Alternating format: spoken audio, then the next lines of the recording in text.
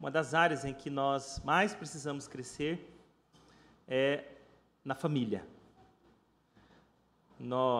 É na família em que nós enxergamos, que nós encontramos todas as nossas fragilidades, os nossos pecados, concentrados e reunidos coletivamente. O nosso pessoal, do nosso cônjuge, dos nossos filhos. Então, o nosso lar, ele acaba concentrando uma grande medida das nossas fragilidades morais.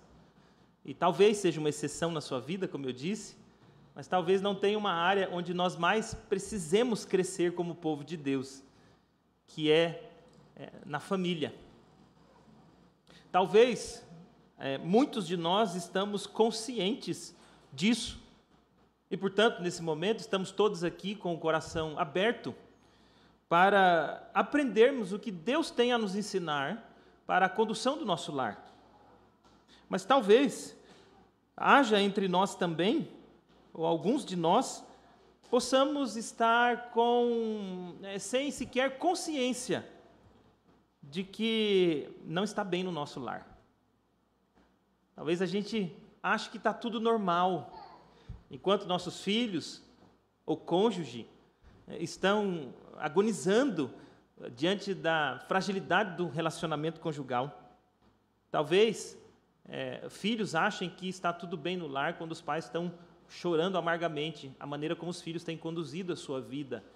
Então, talvez tenhamos grande consciência de que essa é a área que realmente precisamos mais crescer e estejamos com o coração aberto aqui nesta noite para crescermos nessa área. Ou talvez estejamos achando equivocadamente que está tudo bem no nosso lar, de tal maneira que esse sermão pode passar, o ensino desse texto pode acabar passando por cima de nós. E a minha oração é que, de nenhum modo, em nenhum caso, Deus permita isso, mas que Deus nos desperte, irmãos, ao longo desse mês, para concentrarmos todo os nossos esforços para compreendermos o que Deus quer conosco enquanto família. Isso é um desafio para o próprio pregador, saibam disso, porque antes de pregar para vocês, eu também sou um pecador e que preciso da transformação no meu lar enquanto família. Isso não me conduz senão ao cinismo, e eu espero que nunca Deus a isso, o cinismo de pensar que na minha casa está tudo bem, que não tem nada para mudar, que esse texto é só para vocês. E eu espero que Deus mesmo não permita que isso aconteça no meu coração, mas me leva à humildade e à compaixão de saber que estamos todos juntos lutando para sermos moldados à imagem de Cristo, inclusive como família. Que Deus nos ajude nessa jornada, irmãos, que Deus nos ajude. Salmo 127, nos diz assim a palavra do Senhor, o nosso Deus: se o Senhor não edificar a casa, em vão trabalham os que a edificam. Se o Senhor não guardar a cidade, em vão vigia a sentinela. Inútil vos será levantar de madrugada, repousar tarde, comer o pão que penosamente granjeastes. Aos seus amados ele o dá enquanto dormem. Herança do Senhor são os filhos, o fruto do ventre seu galardão. Como flechas na mão do guerreiro, assim os filhos da mocidade. Feliz o homem que enche deles a sua aljava, não será envergonhado quando pleitear com os inimigos à porta. Vamos orar ao Senhor nosso Deus mais uma vez, amados irmãos, nesta ocasião. Senhor, nós nos colocamos diante de Ti, nós somos os Teus servos, e o nosso desejo, ó Deus, assim como já lemos a Tua palavra inspirada, é dedicar neste momento todo o nosso entendimento à exposição da Tua palavra, para que as verdades contidas na Tua palavra e comunicadas nesta noite, pela graça do Senhor com fidelidade, possam, ó Deus, nos conduzir em transformação, em correção, em educação na justiça, a fim de que nós, como família, sejamos moldados, aperfeiçoados, preparados, ó Deus, para andarmos com retidão diante do Senhor, honrando o Senhor acima de tudo. Ó Deus, dá-nos graça nesta noite, é o que nós te pedimos, que o Senhor use o teu servo para a nossa edificação, no nome de Cristo. Amém. Irmãos, este Salmo 127, toca em um dos problemas fundamentais que tem gerado crises familiares agudas. Ele não trata, ele não lida com paliativos apenas. Ele não traz meras dicas de um casamento que pode vir a te agradar. Ele não trata de como você pode conseguir fazer o cônjuge alegrar você, ou como ter filhos que não te incomode. Ele não é um salmo voltado para a autossatisfação egoísta nossa. Ao contrário, este salmo tem como objetivo nos conduzir, nos levar, como homens e mulheres do Senhor, como família, a honrar a Deus em nosso lar, vivendo para a glória do nosso Deus, como Deus nos chamou para viver. E, como consequência disso, então, em submissão, obediência e honra a Deus acima de todas as coisas em nosso lar, desfrutarmos da bênção dele sobre nós. E, como eu disse, esse salmo lida, de fato, com uma das causas fundamentais, irmãos, do fracasso familiar. Esse salmo trata da necessidade da edificação de um lar alicerçado em Deus. Muitos dos problemas que habitam em nosso lar são problemas consequentes, decorrentes da ausência de áreas do nosso lar que estão firmemente alicerçados em Deus. E como resultado de uma estrutura mal feita, os arquitetos, engenheiros podem nos dizer isso com bastante facilidade, rachaduras podem surgir muito frequentemente e expor, então, problemas que não têm sua origem ali, mas que se evidenciam ali. Portanto, este salmo aqui trata de um problema fundamental para a nossa família, que é a necessidade da edificação de um lar alicerçado em Deus. Da edificação de um lar alicerçado em Deus.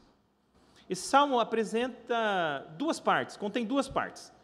Os estudiosos chegaram a pensar que este salmo era composto por dois conjuntos de provérbios totalmente separados, porque do verso 1 a 2 nós encontramos aí um tema bastante claro, e dos versos 3 a 5, aparentemente como se fosse um outro assunto. No versos 1 e 2, falando de edificação, de cidade, de trabalho. E, de repente, nos versos 3 em diante, o salmo se volta para filhos. E para a condição que um homem desfruta quando ele tem filhos. E esses filhos respondem de conformidade com a honra a Deus através do cuidado dos pais. Mas, de fato, não é. É o mesmo salmo e nós veremos como essas duas partes estão absolutamente interrelacionadas, apresentando, assim, portanto, que a necessidade que nós temos é da edificação de um lar, que é alicerçado em Deus. A primeira parte desse salmo, irmãos, versos 1 e 2, fala da inutilidade dos esforços humanos sem Deus. Versos 1 e 2. A inutilidade dos esforços humanos sem Deus. É o oposto de um lar que é alicerçado, né? De um lar que é edificado firmemente em Deus, que é um lar que busca ser edificado no próprio homem, nos méritos, nos esforços humanos, à parte de Deus. Aquela busca autossuficiente do homem em empreender esforços, e que são tratados nesse salmo como esforços inúteis, né? A inutilidade dos esforços humanos sem Deus, versos 1 e 2. A primeira ironia que nós encontramos nesse salmo é que ele é um salmo atribuído a Salomão, o rei Salomão. É uma ironia, de fato, porque nós sabemos da história de Salomão. Um homem que, embora tenha nascido, e pelo que tudo indica, tenha também morrido na fé, ele experimentou um percurso bastante sombrio, que escolheu trilhar longe do Senhor durante um tempo da sua vida. E nós conhecemos essa história. Na área familiar, então, uma tragédia, né? Uma tragédia. De fato, Salomão foi alguém que soube, irmãos, com bastante propriedade, qual o sabor de um vácuo existencial, né? De uma vida inútil, de projetos que são marcados por futilidade e também inutilidade, ao menos durante esse curso em que ele trilhou longe dos caminhos do Senhor. O livro de Eclesiastes não nos deixa dúvida disso, né? Fazendo inclusive um grande apelo para mim e para você, para que não trilhemos esses mesmos caminhos sem proveito algum. Eu digo isso, então, porque este salmo aqui, por três vezes, traz à tona o tema da inutilidade, da vanidade, dos projetos humanos, quando esses projetos não são realizados de maneira como Deus quer. Em vão, está aparecendo aí duas vezes no verso 1, em vão trabalham, em vão, trabalhos que edificam, em vão vigia o sentinela. Mas também a palavra inútil, que está aí no início do verso 2, essas três palavras no hebraico são a mesma palavra. Foi só um arranjo do tradutor para o texto ficar mais fluido para nós, mas é exatamente a mesma palavra. Uma palavra que traz a ideia de vacuidade, daquilo que é vazio, de vaidade no sentido de inutilidade, de falsidade inclusive, daquilo que não é verdadeiro, como por exemplo os falsos ídolos, que são falsos e por adorá-los estamos desperdiçando tempo com alguma coisa que é inútil. Essa palavra tem a ideia de nulidade, de vanidade, de inutilidade, no sentido de alguma coisa que é desprovido de qualquer proveito ou sentido. Qualquer sentido. Exatamente isso. Tudo que está sendo dito aqui, nesses versos 1 e 2, enfatizam de maneira bastante dramática a ideia da inutilidade, da construção, do estabelecimento de um projeto de vida sem Deus, mostrando marcadamente a inutilidade dos esforços humanos. O que é em vão e inútil sem proveito, conforme este salmo? Fundamentalmente, estabelecer ou empreender, esforços autossuficientes e que não levem em conta aquilo que verdadeiramente tem valor diante de Deus. É aquela busca autônoma do homem por fazer o que bem quer com projetos que não conferem com o que Deus quer para a vida do homem, particularmente nesse contexto do Salmo, voltado ao ambiente da própria família, da vida na família. 3 imagens são utilizadas aqui, irmãos, para evidenciar esse esforço autossuficiente e inútil. 3 imagens. Uma delas é a inutilidade em edificar uma casa que não é edificada por Deus. Começo do verso 1. Se o Senhor não edificar a casa, em vão trabalham os que a edificam, ou os edificadores. Se o Senhor não for o edificador, todo o esforço do edificador humano é inútil. De fato, tem um jogo de palavra aqui com a ideia de edificar, como nós podemos perceber mesmo no texto, marcando a ênfase daquilo que é fundamental no texto. Se a edificação não for feita por Deus, a nossa edificação não tem valor nenhum. Ou seja, se nós não formos auxiliares de Deus na edificação da sua obra, ao invés disso, empreendermos uma obra própria, a parte daquilo que Deus nos chama para fazer, inclusive contra aquilo que Ele nos chama para fazer, não tendo Deus como o grande construtor a quem nós auxiliamos na construção da sua obra, essa obra vai ser absolutamente inútil. Absolutamente inútil. Outra coisa que precisamos observar aqui neste salmo é que Salomão, o salmista, se refere a Deus aqui como Yahvé, o Senhor, como está aí no início do verso 1 e por mais 2 vezes aparece no texto. Isso não é casual. Embora esse nome Senhor seja bastante usado nas Escrituras, irmãos, ele não deixa de marcar aqui a lembrança de que o salmista não está falando, ou não está permitindo que se conceba a ideia de uma bênção abstrata provinda de um Deus desconhecido, ou meramente conhecido de maneira vaga. O Senhor é uma referência ao Deus da aliança. É importante dizer isso, meus irmãos, porque muitos dizem que depende de Deus, mas eles estão falando apenas do desejo de ver os seus planos terem sucesso, independente de como vivem e quem afinal seja Deus, desde que esse o abençoe em seus projetos. O salmista aqui está se referindo ao Deus pactual, aquele que separa homens e mulheres dos seus próprios caminhos de independência, dos seus caminhos pecaminosos, para servi-lo, adorá-lo e submeter a Ele. É o Deus que salva pecadores que se rendem a Ele e confiam então unicamente em Cristo como Senhor e Salvador. É a esse Deus que o salmista está se referindo, aquele que livra o homem da condenação eterna, que exige obediência à sua palavra como o único caminho de vida em que o homem pode andar, evidenciando então assim a sua real confiança nesse Deus, que é o Deus das Escrituras e o Pai do nosso Senhor Jesus Cristo. É a vida de independência e submissão a esse Deus, Senhor e Salvador, que torna então todo o nosso empreendimento humano, amados irmãos, absolutamente inútil ou vão. Também nós precisamos entender outra coisa para que esse salmo ganhe maior clareza para nós, que é próprio daquela cultura. Naquela cultura, a construção civil não era comumente um empreendimento profissional como hoje, em que nós contratamos então construtores para edificar a nossa casa. Normalmente é assim que fazemos, há exceção, mas normalmente é assim que fazemos. Naquela cultura não. Em geral, cada homem da família, o chefe da família, ele se envolvia diretamente na construção da sua própria casa, contando então com a ajuda de familiares, amigos, vizinhos e também servos. Era alguém que estava ativamente dedicado ali de sol a sol, se esforçando para a edificação da casa. Agora, o que o texto diz é que se o Senhor não fosse o construtor daquela casa, irmãos, todo esforço próprio e o esforço de todos aqueles que juntos estavam envolvidos naquele empreendimento seria suor em vão, seria uma inutilidade. Se o empreendimento fosse um projeto, irmãos, no qual não houvesse então a dependência de Deus, um projeto no qual a autossuficiência, a autoconfiança imperasse no coração daquele homem, seria um projeto absolutamente desprovido de valor, inútil. O Senhor Jesus também traz para nós uma imagem de dois construtores, para mostrar a postura de dois homens em construir uma casa e os resultados que alcançam cada um deles. O Senhor Jesus, lá em Lucas 6, 46 e 49, isso acontece também em Mateus, mas em Lucas 6, 46 e 49, diz assim: por que me chamais Senhor, Senhor?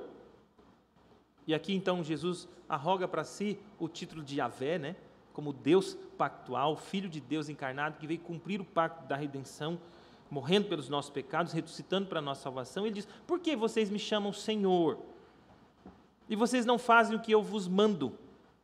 Todo aquele que vem a mim e ouve as minhas palavras, e então, tendo ouvido as minhas palavras, as pratica, eu vos mostrarei a quem é semelhante. É semelhante a um homem que edifica uma casa, cavou, abriu profunda vala e lançou alicerce sobre a rocha. E vindo a enchente, então, arrojou-se o rio contra aquela casa e não a pôde abalar. Por quê? Por ter sido bem construída. Mas o que ouve a minha palavra e não pratica é semelhante a um homem que edificou uma casa sobre a terra sem alicerces. E arrojando o rio contra ela, logo desabou.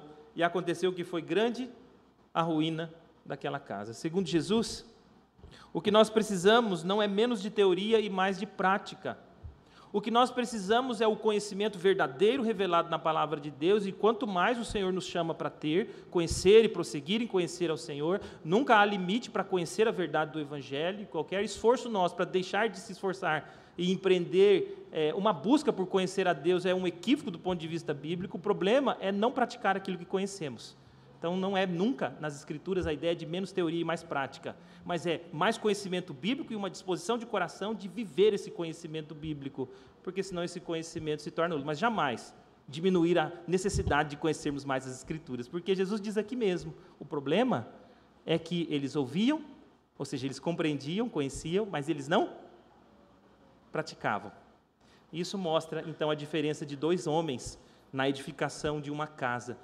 Aquele que construiu uma casa que não foi construída em submissão a Deus, experimentou grande ruína. Aquele que se dispôs a conduzir a sua casa, construir a sua casa de conformidade com Deus, ou seja, fundamentado em Deus, este suportou as adversidades das tempestades que assolaram aquele lar. Irmãos, o projeto inútil dos homens autossuficientes, que está sendo denunciado nesse salmo aqui, é o mesmo espírito dos construtores de Babel. Deus havia ordenado aos moradores, então, do mundo novo, desse mundo que é o mundo pós-diluviano, que eles deveriam se espalhar e encher a terra. Essa era a ordem, está lá em Gênesis 9:7, 9:1 e 9:7 também. Sede fecundos, multiplicai-vos, povoai a terra e multiplicai-vos nela. No entanto, o que nós encontramos é esses babelitas arrogantes, lá de Gênesis 11, 1 em diante, 1 a 9, esses babelitas arrogantes, cheios de presunção e autossuficiência, que ao invés deles se espalharem e ocupar a terra, eles empreenderam um projeto, então, de oposição frontal ao que Deus havia chamado eles para construir no mundo. O verso 4, novamente, diz assim: vinde, verso 4 de Gênesis 11, vinde, edifiquemos para nós uma cidade e uma torre cujo tope chegue até os céus e torne célebre o nosso nome, para que não sejamos espalhados por toda a terra. Um projeto sem Deus, em oposição a Deus. Um projeto de autonomia, de autossuficiência e de busca não para a glória de Deus, mas para a exaltação da sua própria glória, buscando celebridade no mundo. É exatamente isso que eles queriam. No entanto, quando Deus não é o construtor, irmãos, em vão se torna todo o projeto. E como conhecemos bem a história de Babel, o próprio Senhor levou a termo dissolver aquele projeto, condenando a ruína total, para deixar evidente na história que qualquer projeto de construção que é sem Deus, e por ser sem Deus é oposto a Ele, será arruinado em seu próprio tempo. A outra imagem que nós encontramos aqui nesse salmo para a inutilidade dos projetos sem Deus é a tentativa de dar segurança a uma cidade que Deus não protege. Se Yahvé, se o Senhor não guardar a cidade, em vão vigia o que guarda, ou o guarda. Na sua tradução aparece aí sentinela, né? Mas é o mesmo jogo de palavra do salmista. Se o Senhor não guardar, é inútil o esforço do guarda vigiar. É Deus quem guarda, não é o guarda. Se o guarda não guardar na dependência de Deus, se ele não guardar com a ação graciosa de Deus, cuidando dessa cidade, todo o trabalho daquele homem será inútil. Esse é o trocadilho que se faz presente aqui também. Esse empreendimento, então, de guardar a cidade será inútil, definitivamente. Nós precisamos nos lembrar, evidentemente, irmãos, que a concepção de cidade aqui não tem a ver com a cidade moderna. Trata-se das cidades antigas que eram muradas, né, com portões trancados para a segurança do povo, e então com os guardas ali, os chamados as sentinelas, os vigias, ali postos na altura de uma muralha, para que eles tivessem condições de, ao longe, perceber um perigo iminente, um perigo que estava prestes a chegar, e então ter tempo suficiente de, enxergando o perigo, convocar a segurança nacional, a segurança daquela cidade, melhor dizendo, para combater os inimigos e, combatendo os inimigos, não permitir que os muros ruíssem pelo ataque dos inimigos, então preservando aquela cidade. No entanto, de nada adiantaria ele enxergar e convocar o exército para a batalha se o Senhor não desse vitória. É exatamente isso aqui, porque o verdadeiro guarda não é aquele que fica na torre, é aquele que fica nos altos céus, o guarda de Israel. É interessante, irmãos, que no mundo moderno, o monitoramento está presente em todos os lugares, né? Absolutamente todos os lugares. Desde os mercados que vigiam os clientes para não serem lesados, né?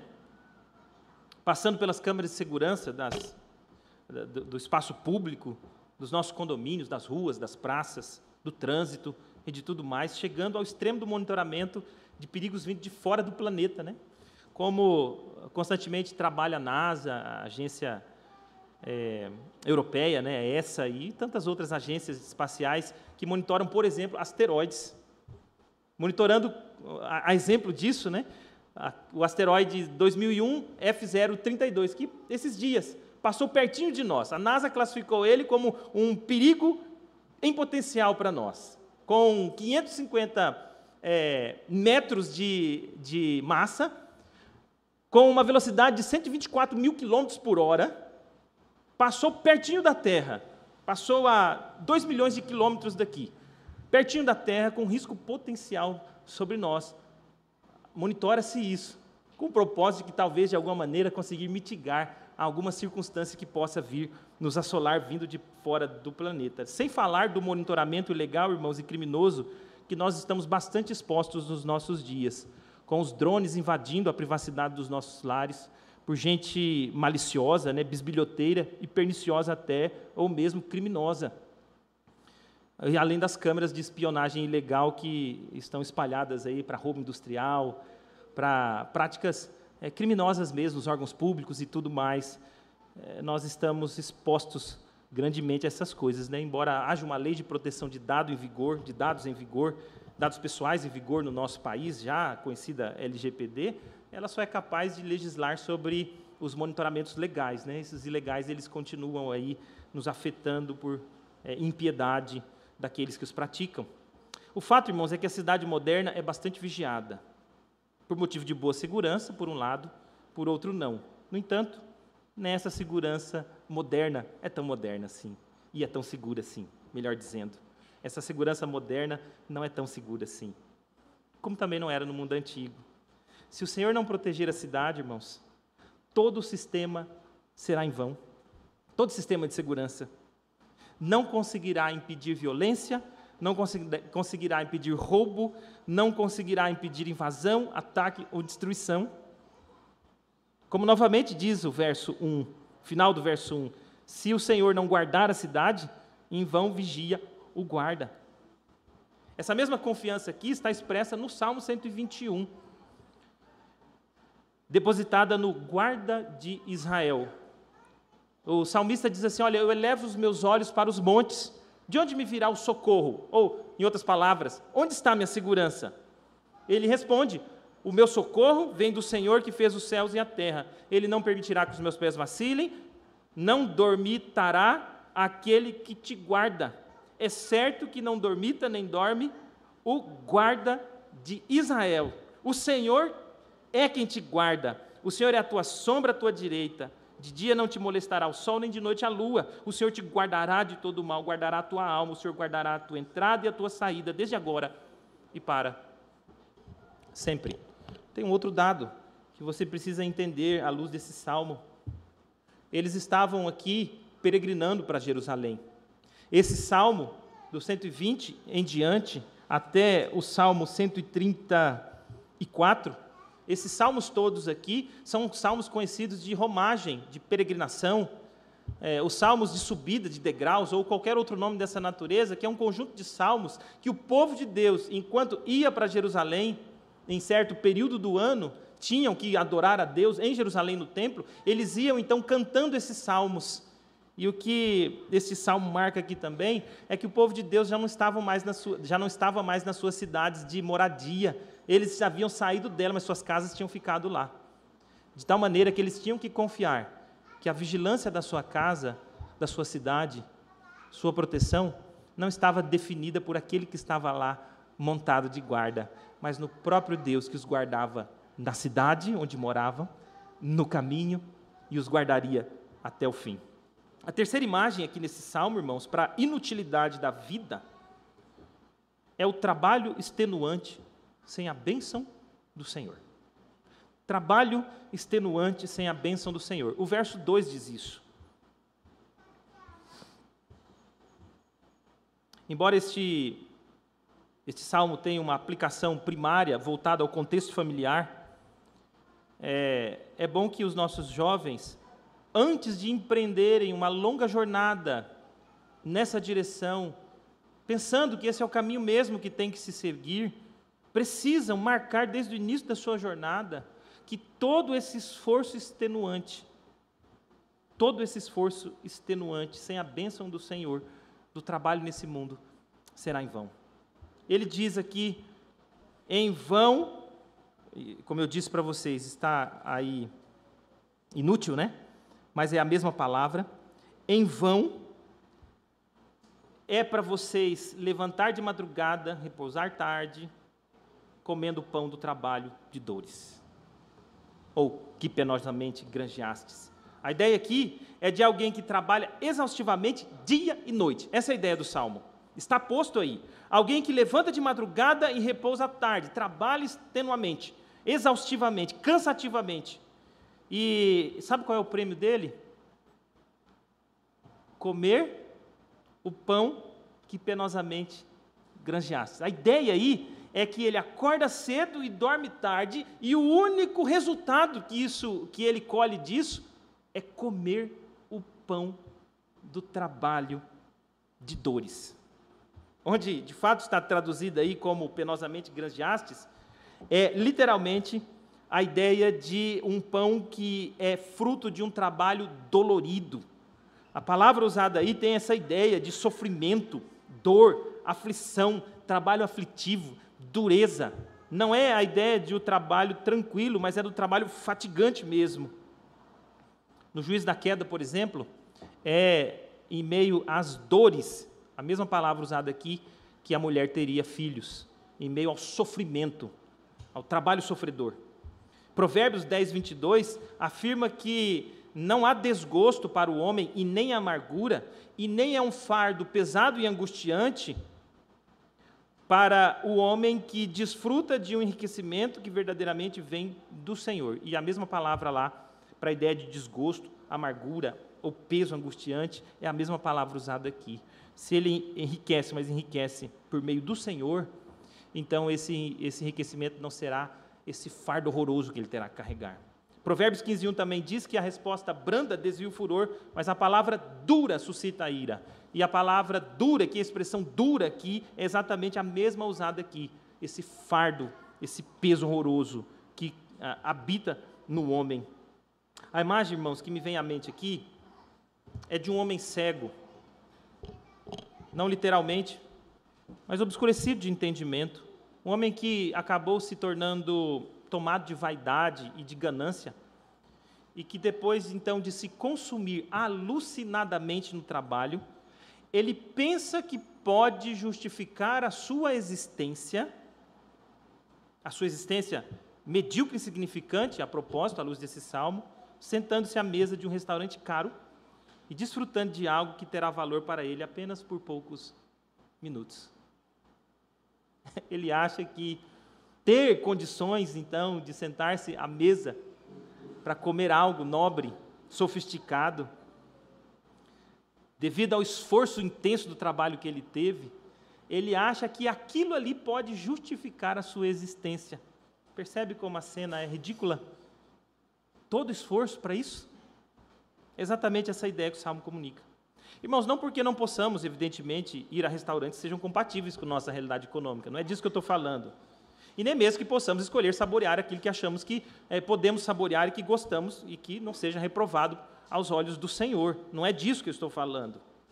O ponto é que, por mais elegante que seja, por mais caro e sofisticado que seja, justificar a nossa existência é celebrar o fruto do nosso trabalho, circunscrevendo todo esse deleite em um pão, por mais que esse pão, como eu disse, seja caro, sofisticado, elegante e desejável, é pão de trabalho, de dores. É um prêmio inútil a ser conquistado.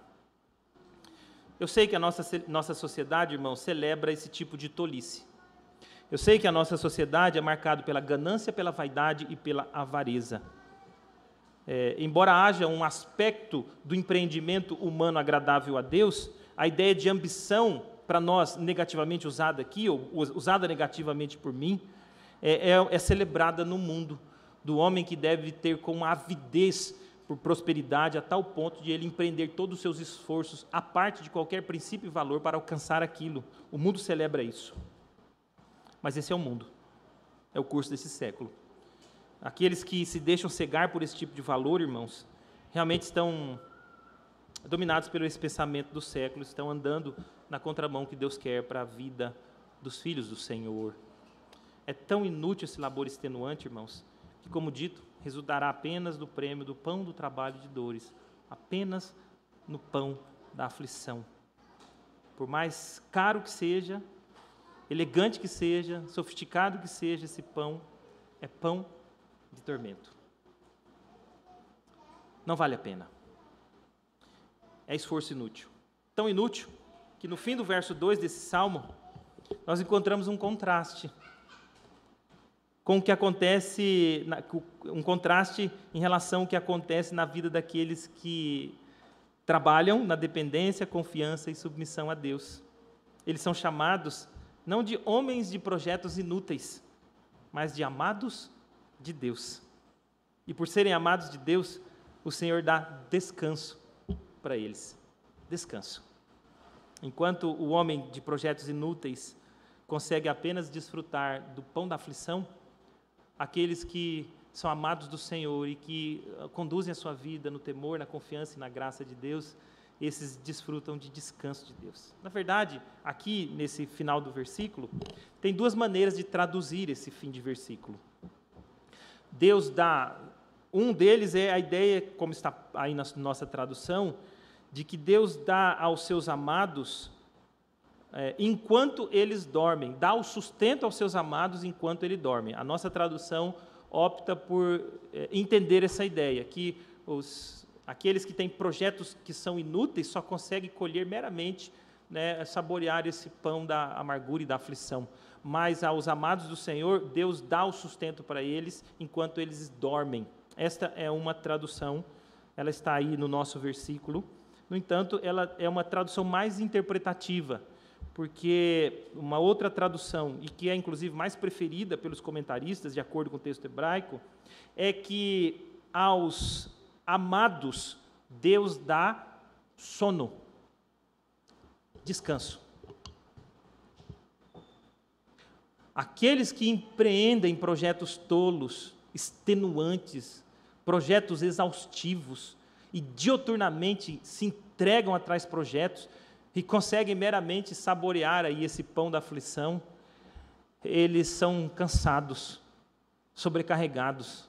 Mas aqueles a quem o Senhor ama, e por amar o Senhor, então esses são submissos a Deus e andam nos caminhos do Senhor, esses, Deus dá descanso para eles. Essa é a tradução preferida, como eu disse, não meramente por mim, mas pelos principais tradutores, e expressa melhor nesse contexto, inclusive, a ideia. Se você gosta de fazer anotação na sua Bíblia, põe pelo menos numa nota de rodapé aí, essa tradução alternativa, como a NVI traduz esse texto. A NVI traduz esse texto assim: o Senhor concede sono àqueles a quem Ele ama, no sentido de que Deus realmente dá descanso aos seus filhos. Claro, irmãos, claro, é evidente que esse salmo aqui não está contrastando o preguiçoso com o corajoso. Porque o salmo não está chamando o povo de Deus à negligência do trabalho. A preguiça é condenada nas Escrituras. O foco do salmista não é esse.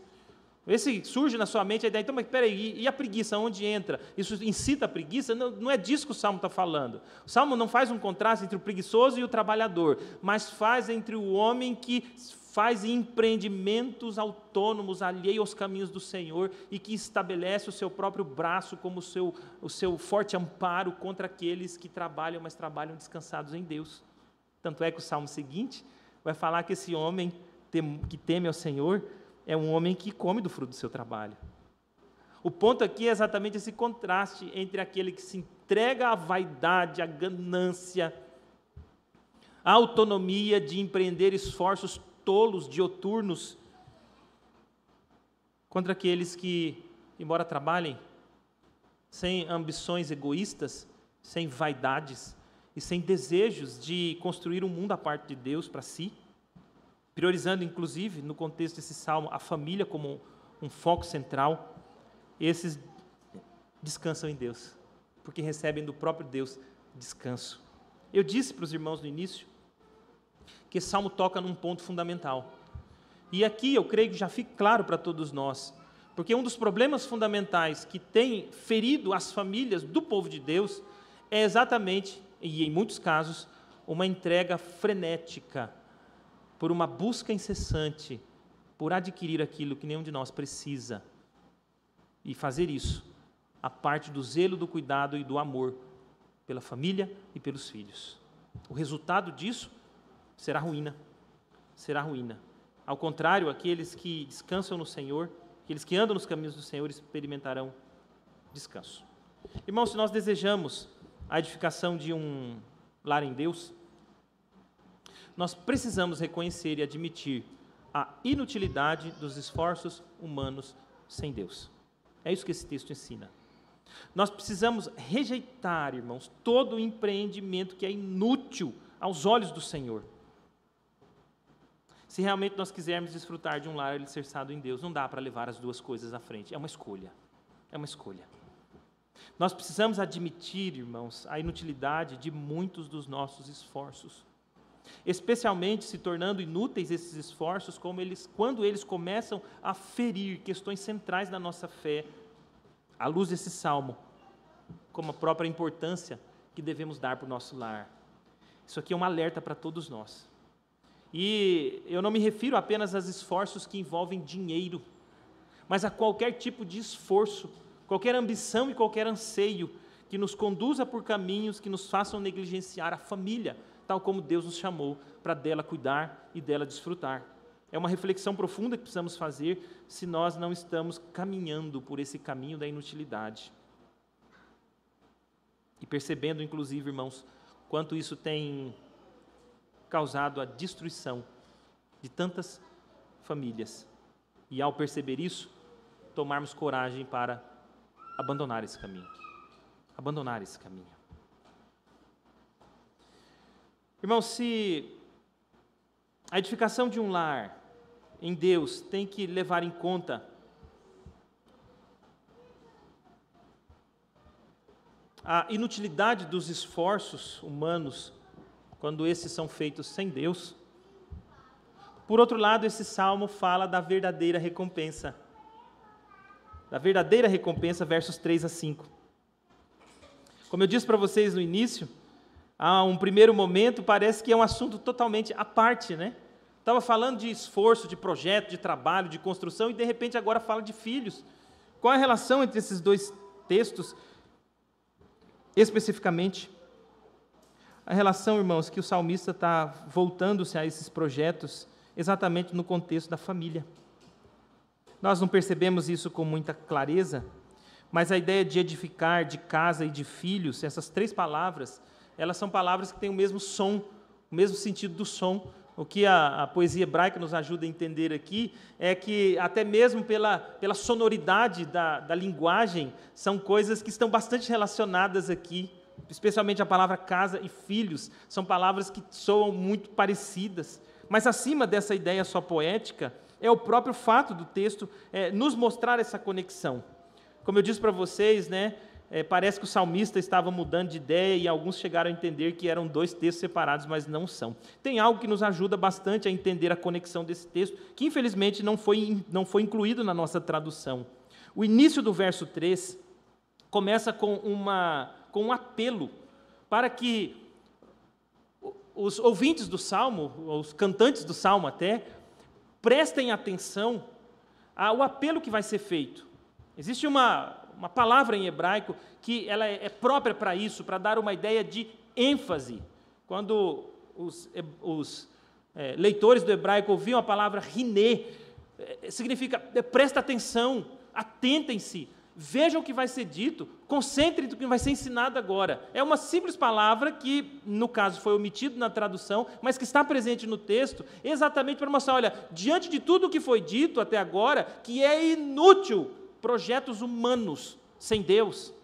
Construir casa, guardar cidade, trabalhar exaustivamente, diante dessa inutilidade, preste atenção no que eu vou dizer agora, porque eu vou propor então um caminho que é oposto a esse caminho de inutilidade, que é deleitar-se nos filhos, como bênção do Senhor para a família. Estranho isso, não é? Numa cultura moderna, que filhos é estorvo, atrapalho, numa cultura moderna onde é melhor ter cachorros do que filhos, porque dão menos trabalho, facilmente é possível lidar com eles, como eu mesmo ouvi uma vez no Starbucks, duas mulheres conversando, cada uma com um cachorro na mão ali, e dizendo isso, né? Se fosse menino, estaria aqui dando trabalho. É uma loja de café onde fica dentro de uma loja de... uma livraria. Então, café e livraria misturado ali, e as mulheres com os cachorros ali, e quietinhos no colo, e elas então celebrando que não estavam com filhos, porque se tivessem, os filhos estariam transtornando aquela loja, como a gente sabe realmente que os nossos filhos, às vezes, são ativos assim, mas elas concluíram que era melhor ter cachorros. Numa cultura onde filhos de fato são um atrapalho, onde casais se casam e projetam por longos anos jamais ter filho, por inúmeros motivos, Decisão pessoal mesmo, nós não vamos ter filho tão logo. É numa cultura que celebra esse tipo de coisa, a palavra de Deus vir e dizer assim, todo o esforço, empreendimento humano de construção, de trabalho cansativo, de vigilância e segurança, tudo isso sem Deus é inútil. Agora deixa eu mostrar para vocês o que é útil. Filhos. Filhos é que são úteis. E isso aqui, de fato, irmãos, conecta absolutamente o que esse salmo quer nos ensinar, que é a inversão de valores que nós, como famílias, estamos aceitando na nossa cultura. Nos entregarmos a um empreendimento econômico exaustivo e ainda que tendo filhos, relegá-los ao descuido. Vamos explorar isso. Vamos explorar isso com paciência, que é algo sério que afeta todos nós. Como eu disse, o Salmo começa dizendo, preste atenção, vejam com atenção o que vai ser dito agora. Herança desse Deus Redentor, então, são os filhos. Aqueles que nascem de nós, o fruto do ventre, eles são, então, uma recompensa do nosso Deus gracioso. Não um problema para a gente lidar, não um fardo para a gente carregar, não uma canseira para nós termos que suportar até eles terem condições de seguirem a vida dele e parar de dar trabalho para nós. Eles são a recompensa do Senhor, são um presente gracioso do Pai Celeste. É exatamente esse o ponto, irmãos. A recompensa do homem não é o pão do trabalho da aflição, adquirido então por meio desse esforço autossuficiente e marcado por trabalho cansativo. Isso é vaidade, vanidade, tolice, inutilidade.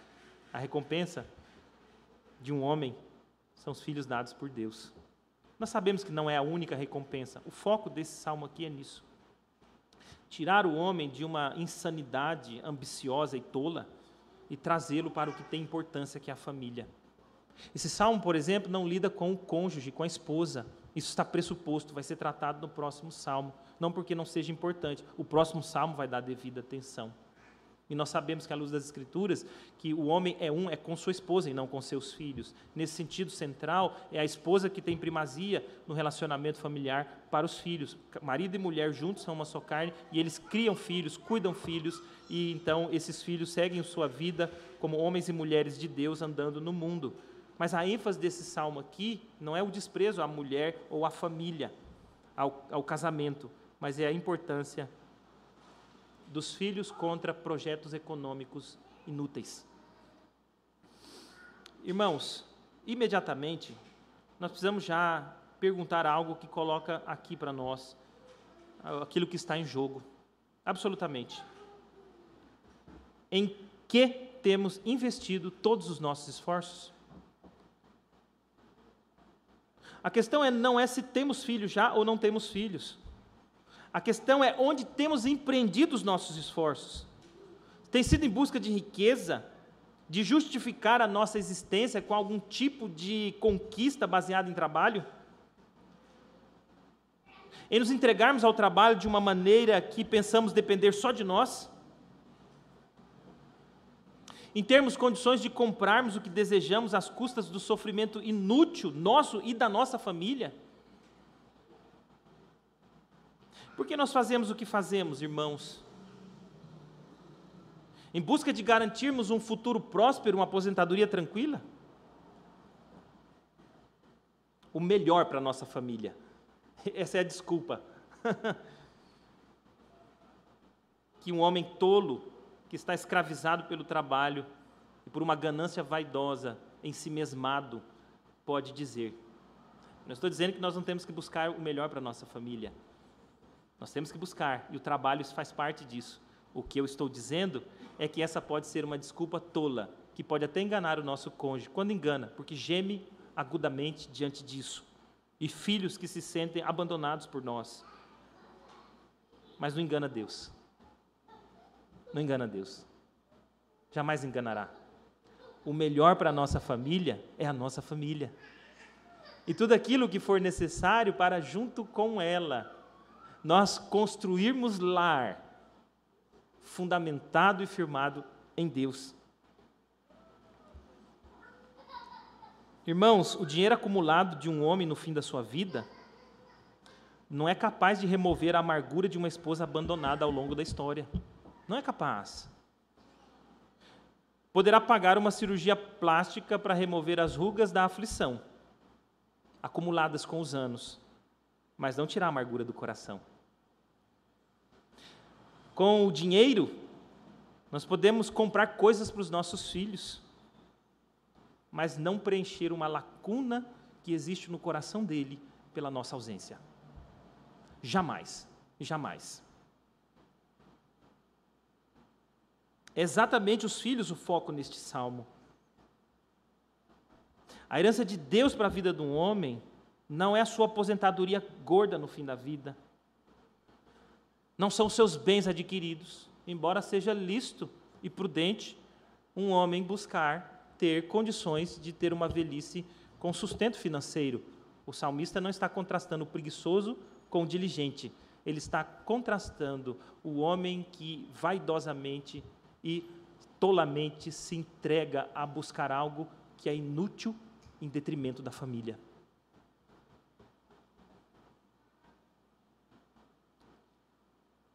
Essa recompensa, irmãos, é dada por Deus àqueles que andam nos caminhos dele. Essa é a promessa do salmista, de Deus aqui, através do salmista, essa bênção do Senhor. Deixe-me, antes de continuar, fazer algumas ressalvas aqui, importantes para a luz desse salmo. Tem pais que têm dificuldade de ter filhos. Eu me lembro que tinha um seminarista muito empolgado no último ano do seminário, dele, não do meu, no começo do meu. E ele estava para o 4º filho já.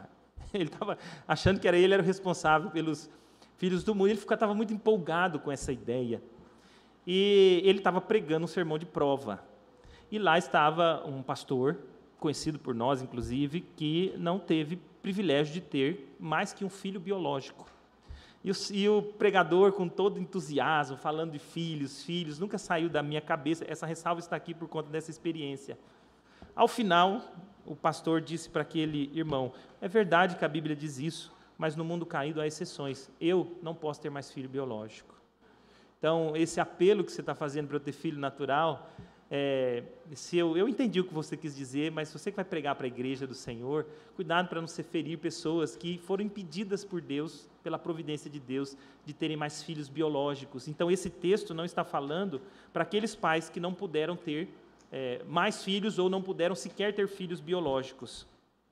Nesse sentido, não. Por outro lado, de fato, há pais que negligenciam ter filhos, né? E aí eles precisam então avaliar qual é o motivo no coração deles porque eles rejeitam encher aljava, como nós veremos no texto. E eu espero em Deus que de alguma forma essa reflexão nos conduza nisso. Mas há famílias, irmãos, que aprova a Deus de fato, Deus não conceder filhos biológicos. E aí 2 coisas são importantes aqui em relação a isso. A primeira é que esse texto não está desprezando essas famílias. Esse salmo não pode ser usado, então, para desprezar aqueles que sofrem dessa impossibilidade.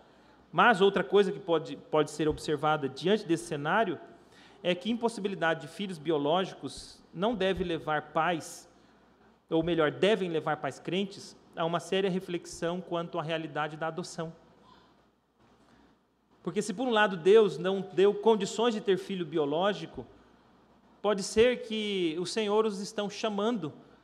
Isso é uma reflexão séria para que tenham filhos de coração, filhos adotivos, a fim de que ajudem crianças que estão abandonadas nesse mundo a experimentarem a graça da vida em um lar cristão e experimentarem o amor de Deus através dos pais e o ensino da verdade do Evangelho transmitido pelos pais a essas crianças. Isso é uma coisa que tem que ser levada a sério.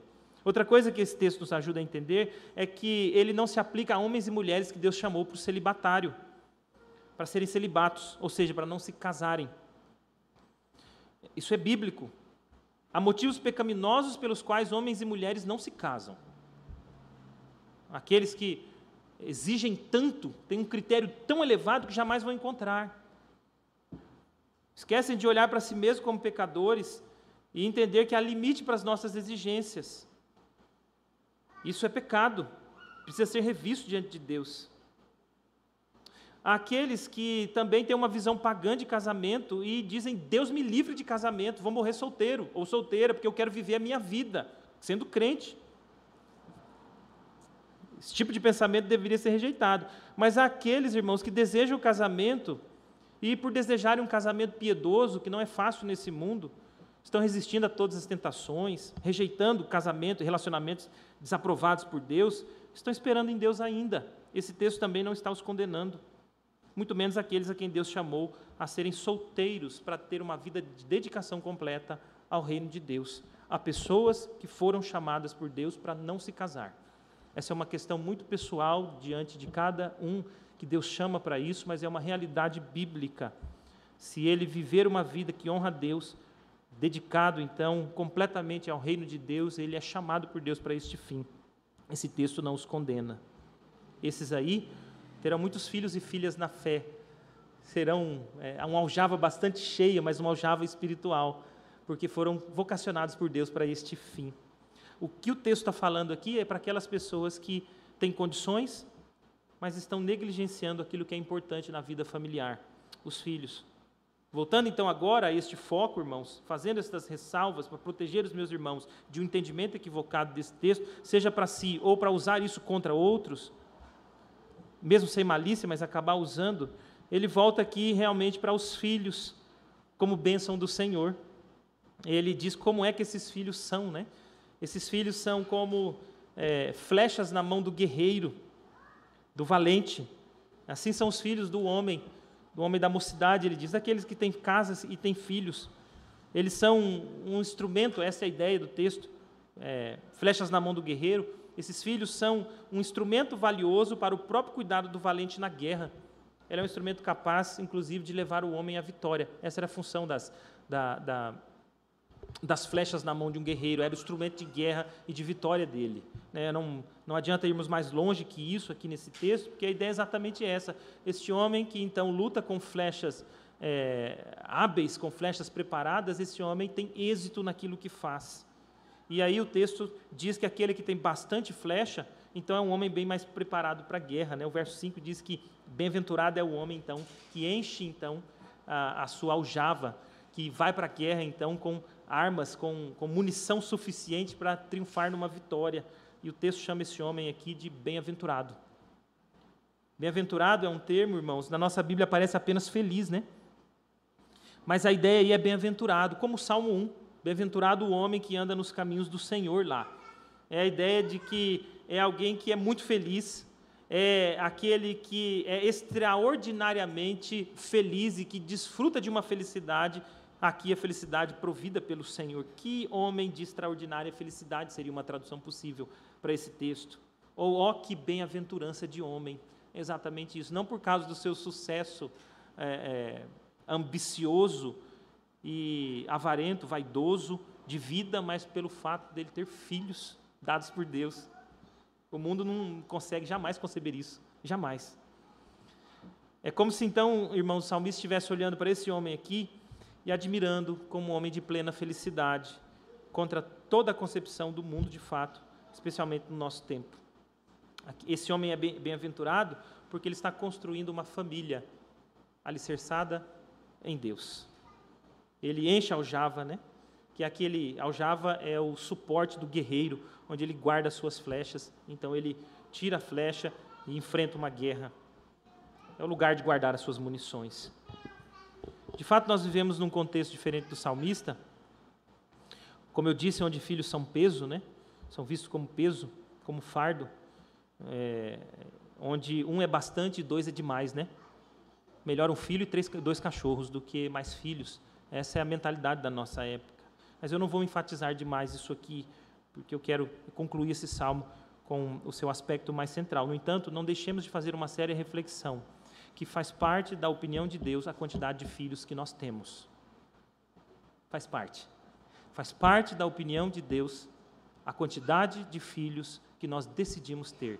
Essa é uma reflexão que não pode faltar ao nosso coração, à luz desse salmo, inclusive, com apontamento nessa direção. Não vou entrar mais nisso, mas faz parte também do projeto de Deus, eu creio nisso, como expressão, inclusive, da graça de Deus em sermos adotados, no mínimo, fazermos uma séria reflexão se não somos chamados para adotar filhos, diante dos impeditivos ou mesmo com o propósito de abençoar crianças que estão no mundo expostas a tantas misérias, tendo nós, no nosso lar, condições de acolhê-los e amá-los e dar a eles um prêmio que é muito maior do que qualquer coisa, que é o Evangelho.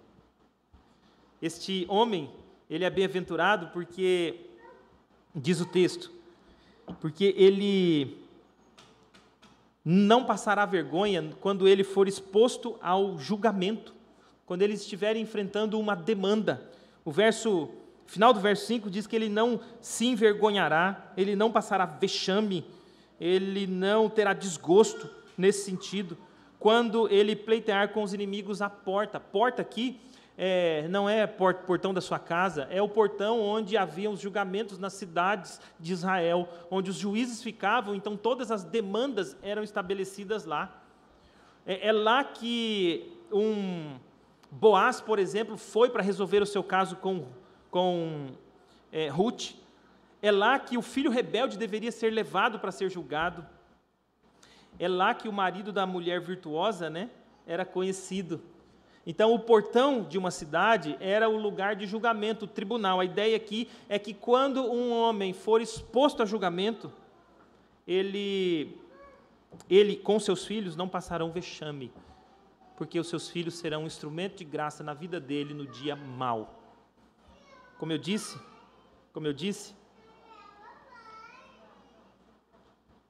o nosso dinheiro sempre terá limite, irmãos. Não importa quanto. Não importa quanto. Não importa quanto. Essa é uma tola ilusão nossa. Nós podemos até nos iludir porque podemos comprar coisas caras com o dinheiro que temos, mas essa é uma grande ilusão. É uma grande ilusão. No dia mau, você estará sozinho. Mas segundo esse texto, se você construir uma família alicerçada em Deus, você não estará desamparado. A ilustração que esse salmo traz é que os filhos estarão lá para lutar com você a sua demanda.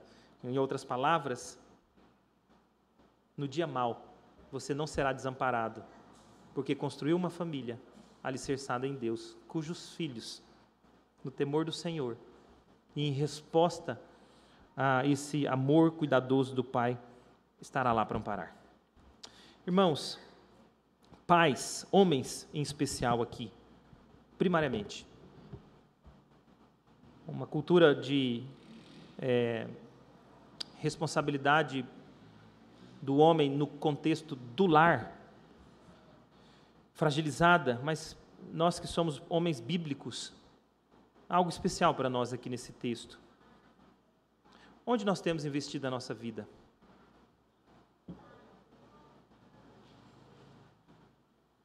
Diante de Deus,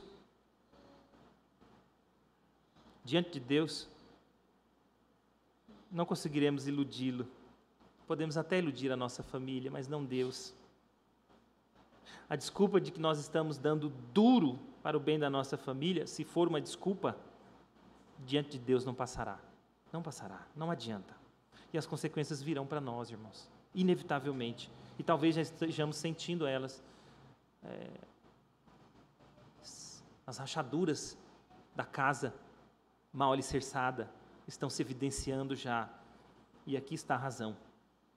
Falta de dedicação devida à nossa família. Porque quem investe em inutilidade não colherá as bênçãos do Senhor. Dinheiro, irmãos homens, pode alegrar a nossa esposa. Elas gostam de presente. Os nossos filhos também. Quanto mais caros, mais bonitos, mais eles se agradam por isso. Isso não tem dúvida.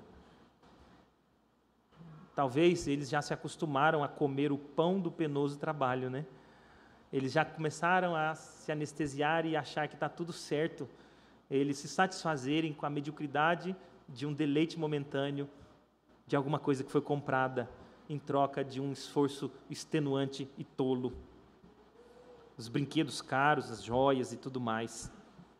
Ainda que possamos dar essas coisas para os nossos filhos, o que eu estou dizendo aqui é que quando essas coisas vêm no lugar de comprar, para disfarçarmos a dedicação tola do nosso coração a projetos inúteis, em detrimento do cuidado do nosso lar, isso não passa diante de Deus.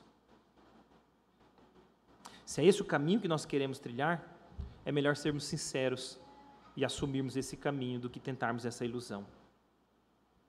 Ou melhor, abandoná-los. Investindo tempo, irmãos, em dedicação, então, naquilo que tem grande recompensa diante de Deus, a família que Ele nos deu. As mães, inclusive aqui, não aceitem esse projeto. Não aceitem. Não aceitem. Não se encantem com isso. Poder econômico, sucesso profissional, são coisas que são encantadoras. Importância da sua atuação no mercado de trabalho é uma coisa que é atraente, mas ela pode ser uma fantasia ilusória, se isso estiver custando o abandono dos filhos. Não vale a pena. Deixe-me ser claro aqui. Eu não estou dizendo que a mulher não pode trabalhar fora de casa, além de trabalhar em casa. As Escrituras não condenam a mulher a atuar fora de casa. Não há um texto bíblico que rejeite deliberadamente a mulher sair de casa e trabalhar. Provérbios 31 é uma evidência de uma mulher empreendedora. E não há nenhuma rejeição nas Escrituras por isso. No entanto, isso não é igual a essa insanidade da mentalidade dos nossos dias, de que o valor de uma mulher está no mercado de trabalho e no sucesso profissional. Essa é uma fantasia delinquente que tem destruído lares com mulheres que rejeitaram a importância da vida familiar, do cuidado da família e dos filhos. Não aceitem isso. Não aceitem isso na vida de vocês e não aceitem isso na vida do esposo de vocês, para que eles não caminhem por esta direção, se justificando com apenas o desejo de entregar no fim da vida dinheiro, pão da amargura. Filhos, há uma responsabilidade para nós aqui também, todos nós aqui. Pesa sobre nós a responsabilidade pelo dia mau dos nossos pais. Pesa sobre nós. O que esse texto diz é que os filhos são esteio para o pai no dia mau. Pesa sobre nós. Alguns de nós já têm pais idosos, e esse texto fala ao nosso coração no sentido de chamar a nossa atenção para saber que os nossos pais têm importância na nossa vida, inclusive se isso for necessário, comprometer os nossos sonhos e os nossos planos de prosperidade. Porque senão nós mesmos como pais, como filhos, estaremos caminhando naquele mesmo caminho tolo de buscar o empreendimento que colheremos pão da amargura, porque estamos rejeitando fazer aquilo que Deus nos chamou para fazer, cuidar dos nossos pais. Eu não sei como você precisa aplicar isso. Se você precisa aplicar isso hoje, eu não sei como você precisa aplicar isso, mas esse é um ponto fundamental que nós precisamos marcar, irmãos. Nós não podemos rejeitar os nossos pais e deixá-los padecendo no dia mau. Precisamos pagar o preço e cuidar deles. Não se eles fizeram por merecer por isso, não se eles foram os pais desse salmo, a quem seria muito prazeroso fazer isso, mas sim em obediência a Deus que nos chamou para não projetos tolos, mas para projetos de construção de vida, submissos a Deus, honrando pai e mãe, inclusive estando presentes com eles no dia mau que os alcançar. Somos nós quem estaremos lá para ajudá-los. Guardem isso no coração de vocês. Se isso não é realidade hoje, não esqueçam disso. Não façam planos de vida que rejeitem o cuidado necessário dos pais em dias maus. Irmãos, esse salmo faz uma reflexão séria para nós sobre aquilo que tem sido a causa do fracasso no nosso lar. O alvo errado. As rachaduras nós estamos vendo, mas o problema não são as rachaduras, é o alicerce. Homens, mulheres, pais, mães, filhos, estamos todos incluídos aqui. Estão incluídos, inclusive, aqueles que não têm família ainda, para que concebam a ideia de uma família tal como Deus quer que construamos. Não com uma visão pagã de mundo, mas com uma visão fundamentada nas Escrituras, para que o nosso projeto de vida tenha valor. Nós precisamos refletir, portanto, irmãos, o que tem nos impedido de desfrutar a edificação de um lar alicerçado em Deus? Será que é a inutilidade dos esforços humanos sem Deus que estamos fazendo? Precisamos refletir sobre essa inutilidade de um esforço autossuficiente, egocêntrico, ganancioso, vaidoso, que não levará a lugar algum, exceto a ruína. Precisamos compreender o que tem valor diante de Deus, aqui especificamente nesse salmo, a família, como uma recompensa graciosa dele. Refletirmos sobre a verdadeira recompensa para a família, que não é a cifra monetária meramente, como um fim em si mesma, a parte do desprezo e da fragilização crescente do nosso lar. Mas é uma família que desfruta da graça de Deus. Independência, confiança e submissão a Ele. Experimentando, como termina o final do verso 2, aos seus amados Deus dá descanso. Porque é tudo que nós precisamos, descanso aos pés do nosso Redentor. E esse salmo nos ensina como fazer isso como família.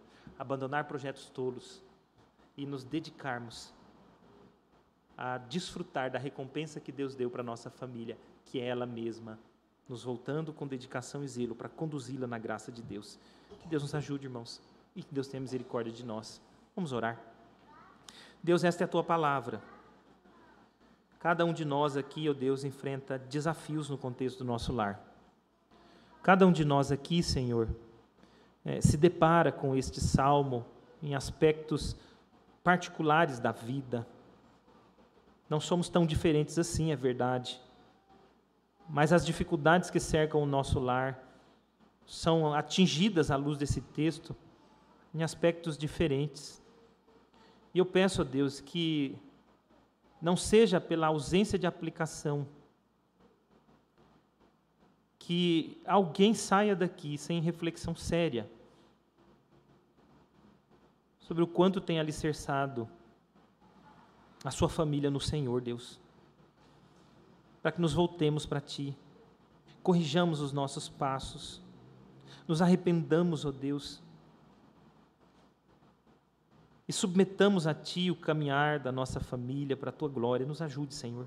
Nos ajude nesse mês em que muitas verdades da palavra em relação à nossa família serão expostas ao nosso coração, para que não haja em nenhum de nós endurecimento, mas desejo sincero de honrar e glorificar ao Senhor com a família que o Senhor nos deu. Ajuda-nos, Senhor. Tem misericórdia de nós. Em nome de Cristo é o que te pedimos. Amém.